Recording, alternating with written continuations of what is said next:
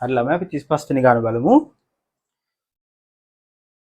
හරි මෙන්න මේකේ මෙන්න මෙහෙම විද්‍යුත් ක්ෂේත්‍ර තීව්‍රතාවයක් තියෙන දකුණට මේකේ චුම්බක ක්ෂේත්‍රයක් තියෙනවා. හරිද? මෙතන විද්‍යුත් ක්ෂේත්‍රයක් තියෙන්නේ. මේක චුම්බක ක්ෂේත්‍රයක්. මේක බීටා මේක ඊ කියලා දත්ත දෙක දීලා දිනවා. ඉලෙක්ට්‍රෝනේ මේක චුම්බක ක්ෂේත්‍ර විද්‍යුත් ක්ෂේත්‍රයට විරුද්ධ දිශාවට මේක චුම්බක ක්ෂේත්‍රයට ලාම්බක දිශාවට චලනය වෙනවා. හරිද? මෙන්න මේක දීලා දිනවා. අපෙන් අහනවා මේගොල්ලන්ගේ ඩී බ්‍රෝග්ලි තරංගායම සම්බන්ධයෙන්. ඩී බ්‍රෝග්ලි තරංගායම කිව්වම ඩී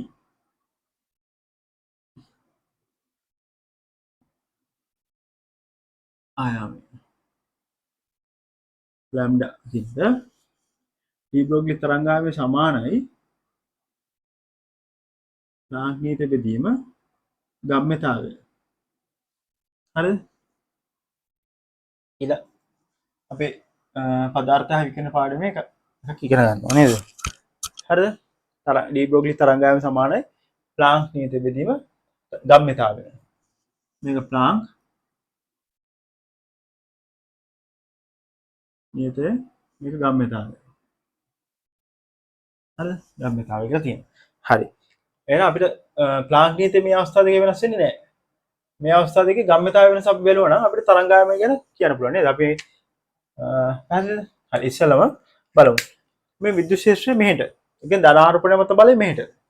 දැන් ඍණාරෝපණය මත බලය මෙහෙට. එහෙනම් මෙයාගේ මේ ඉලෙක්ට්‍රෝනය මත බලය කොහෙද තියෙනවනේ? මේ දිශාවට නේද? හරි. මේකේ බලන්න. මේකේ චුම්බක ක්ෂේත්‍රය මෙහෙට ඉලෙක්ට්‍රෝනය මෙහෙට යනවා. චාචු දායකේ ඉලෙක්ට්‍රෝන මෙහෙට යනවා නම් ධාරාව කොහෙද යන්නේ? ඉලෙක්ට්‍රෝනයකට විරුද්ධ දිශාවට. ධනාරෝපණය කරන දිශාවට ධාරාව කියන්නේ.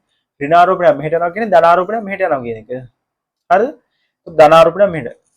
චු දායකේ චුම්බක ක්ෂේත්‍රයේ ධාරාව මෙහෙට නම් බලය මෙහෙට. බලය ඇති වෙන්නේ මෙන්න මේ අපේ මේ වයිට් බෝඩ් එකේ තලයට ලම්බකව උඩ අපේ මූණ දිශාවට තමයි එන්නේ. හරිද? මෙන්න මේ දිශාවට තමයි බලය ඇති වෙන්නේ. F කියලා බලයක් ඇති වෙනවා. මේ ඉලෙක්ට්‍රෝනය මත ඒක මේ අතර තියෙනවා. එතකොට මෙයා මෙහෙට චලනය වෙනවා. බලය මෙහෙට දිනවා. එතකොට මොකද වෙන්නේ? මෙයාගේ චලනයට ලම්බකව දිනනවා නම් දැන් උදාහරණ මේ අංශුව මේ අතර මොකක් හරි වේගයෙන් යනවා කියලා හිතන්නකෝ. ගණනුවක් දාලා. එතකොට මේකේ බලය මෙහෙටනේ තියෙන්නේ. බලය මෙහෙට වේගය මෙහෙට නම් මෙයා චලනය වෙනවා මේ වගේ දිශාවකට. එතකොට වෘත්තාකාර චලනයක් වෙන්නේ. ඉතින් මේකෙත් එහෙම වෙන්නේ. බලය ප්‍රවේගය එකිනෙක ලම්බව දිනනවා නම් මේ බලය මේ දිශාවට දිනනවා ප්‍රවේගය මෙහෙට තියෙනවා නම් එතකොට මේ අංශුව මෙහෙම යන්නේ. මේ අපිට මේක දිගේ මෙන්න මේ අතර නෙමෙයි වෘත්තාකාර වෙන්නේ. මෙන්න මේ තලයට ලම්බකව වෘත්තාකාර පතක යනවා. ඒතර බලයෙන් හින්දා මෙයාගේ වේගය වෙනස් වෙන්නේ නැහැ.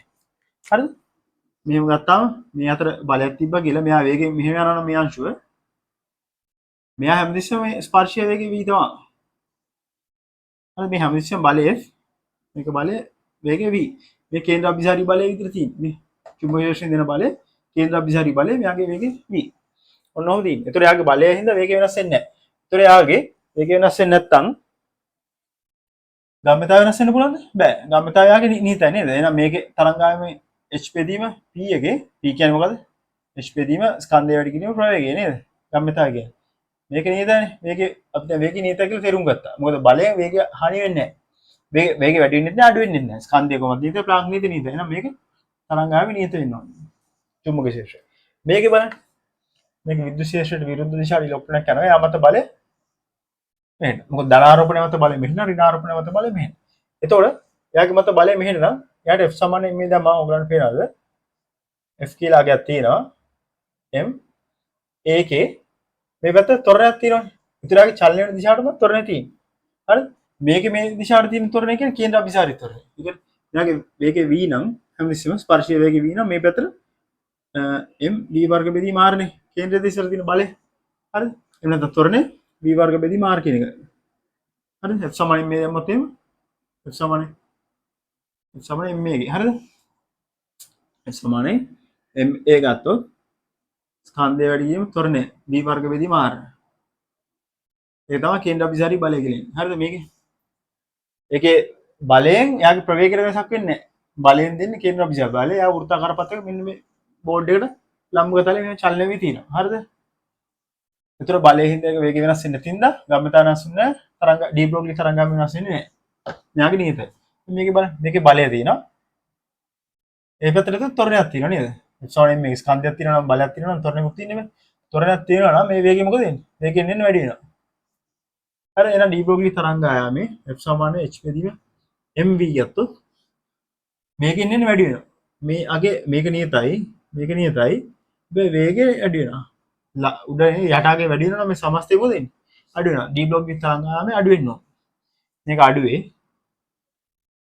මේක නියතයි. හරිද? මේ තරංග ආයාමේ නියතයි මේක තරංග ආයාමේ අඩු වෙනවා. ඒ උත්තරයක් තියෙනවද? අඩුවේ වෙනස් නෙවෙයි. හරිද? තියෙන උත්තර තුන්වෙනි එක.